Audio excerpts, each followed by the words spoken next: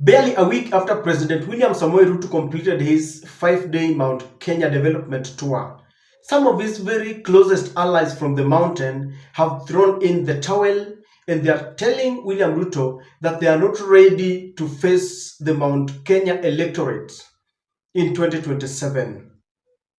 One such leader is the very controversial Mathira Member of Parliament, Eric Wamumbi. Eric is saying that his time is up. He's only going to complete this term, and come 2027, he's not going to be in the ballot. Wamumbi spoke in Kikuyu language, and my interpreter is telling me that Wamumbi is saying that every leader must be respected. All those who are going to contest for different seats from the MCA at the ward level, member of parliament, women rep, the senators, governors, and even the presidency must be respected. And he's also reiterating that William Ruto must be respected. But on his part, he's saying that he has consulted well with the family, with the friends, with his campaign team, and they have come to a conclusion that there is no need of going to contest for any seat. He's not going to defend his seat in 2027. I want us to listen to Wamumbi. I've just interpreted it shortly because he spoke in the Kikuyu language. I want us to listen to him. Before we do that, allow me to request you to subscribe to our channel and click the notification bell. Please don't forget to like and share our videos.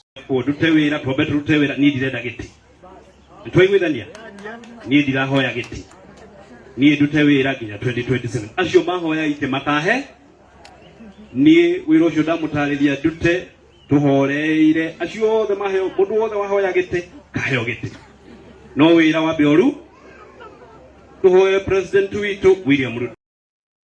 Now I want us to look at that very short speech and interpret it. Number one, what do you think could have informed Eric Wamumbi to make that statement? Because I know there are people who have welcomed it and they are telling him it is long overdue, don't contest come 2027. But I know others are also disappointed, some of his very supporters. But if you look at the statement, you'll realize that it is coming barely 2 days after Eric Wamumbi was heckled in one of the burials in Kirinyaga when he decided to take on Rigathi Gachagua. Acha niwaambie. Hiyo ndio ukweli na ukweli wa mambo. Acha fadha nimalize. Acha nimalize. Ukweli wa mambo. Na ile acha nimalize fadha. Na mimi ni wa Mathira, hakuna mahali mnaweza nipeleka. Ukweli ni kwamba Rigathi Gachagua hajasaidia huyu mama. Na hiyo ndio ukweli. Rigathi Gachagua hajasaidia huyu Tiaridi. Na kama amesaidia, akuje aseme hapa amemsaidia wengine. Rigathi Gachagua ametumia huyu mama na hajamsaidia na kitu.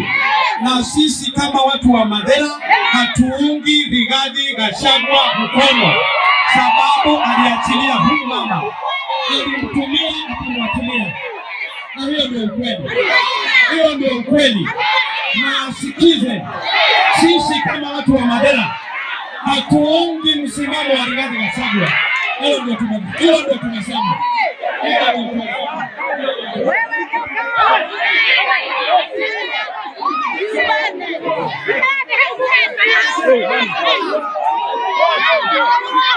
And that venue became a place of violent confrontation. And I think after that, he was really targeted. He was saying that it was Rigathi who sent some goons, but the residents in that place were saying that he spoke ill of Rigathi Gachagua. He was playing politics at a funeral. And from the videos that we saw, there was a clergy that tried to deter him from playing politics, but he went ahead. And that is not the only time. He's been a victim of harsh treatment from the electorates. And I think Wamumbi is coming to the harsh reality that Mount Kenya has got no space for rebels. The journey started, the rain started beating them when they supported the impeachment of Rigathi Gachagua, when the mountain had spoken very clearly that they never wanted their son to be impeached.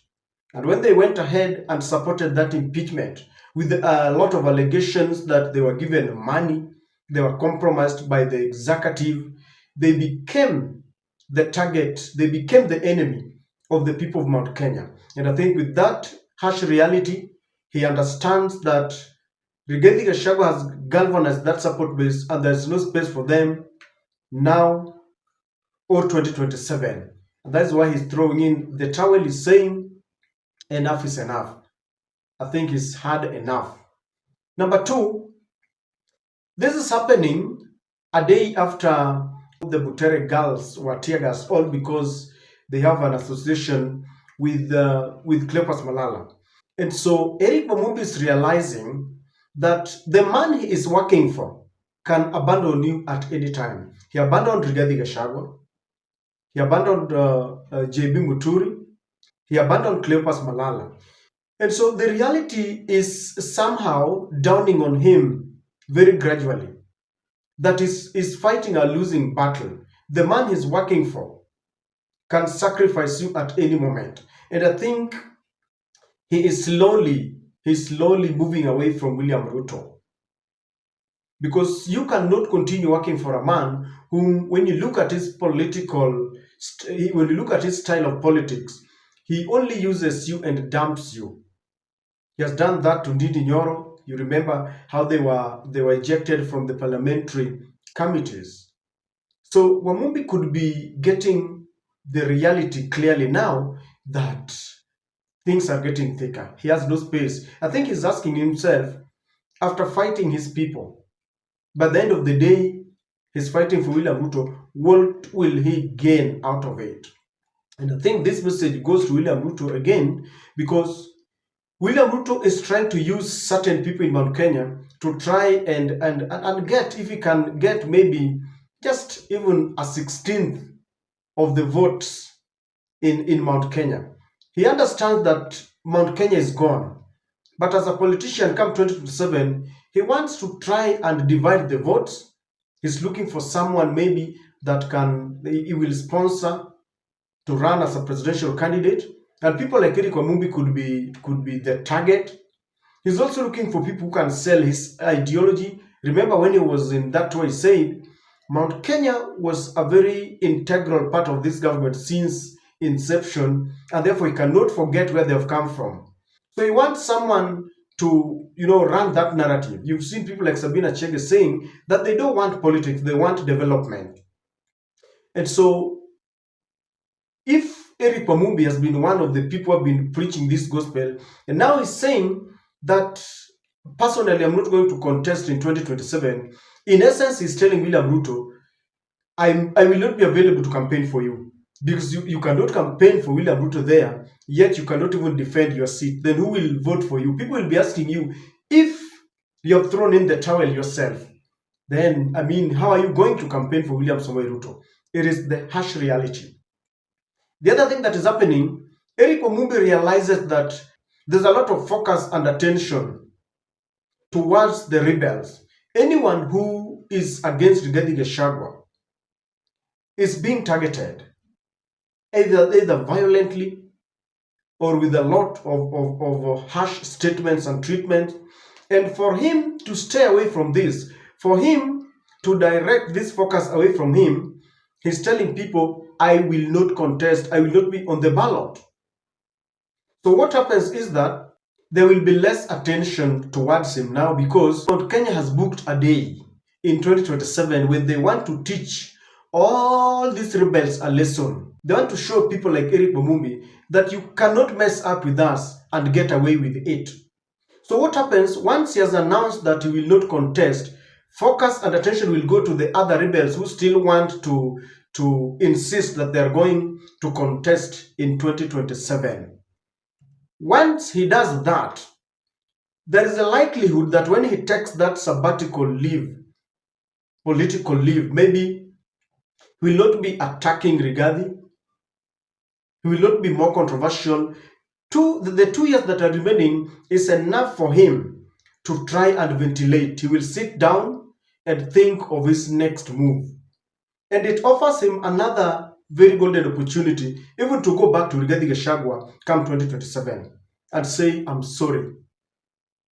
Because you cannot continue attacking Rigathi, then come 2027 you want to make a U-turn. You can only make that U-turn now, go quiet completely, you hibernate.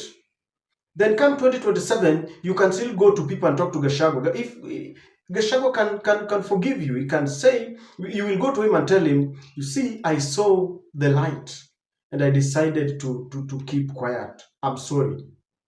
That can happen if they now review some of your statements and they realize that you've not been so active and therefore you stand a chance. And I think that is what he's doing. This is also a clear indication that Rigathi Gachagua indeed signed an obituary. I remember Kimani Chungwa, the majority leader, was saying that Rigathi cannot purport to sign a will on behalf of Mount Kenya. That he says, come 2027, you will be elected, you will be voted out, wewe utakuwa mbunge, wewe utakuwa senator, governor. But in reality, it seems that is exactly what Rigathi Gachagua has done. Rigathi will decide who to be elected. Because in reality, we are playing tribal politics and we have allowed certain leaders to become opinion shapers. Raila does that in the Luo land. Ruto does that in Rift Valley. Rigathi will do it in Mount Kenya. Kalonzo does that in Ukambani. And so you cannot pretend that Mount Kenya will not have someone to lead them. And I have a feeling that the mountain has decided. This is the harsh reality that people like Kimani Chungwa are going to face. In fact, 99% of those leaders are going to be voted out, just the same way they did when the whole mountain rebelled against Uhuru Kenyatta and they welcomed William Samoei Ruto. They painted that area yellow. Anyone who was not aligned to Rigathi Gachagua and Ruto was kicked out. That is the same thing that is going to happen to them. Otherwise, why do you think Eric Wamumbi is coming now and saying that he's not going to contest? What has happened? We are in 2025, election is in 2027. Why would he come now and start telling us that he will not contest? I think the ground is hostile for him.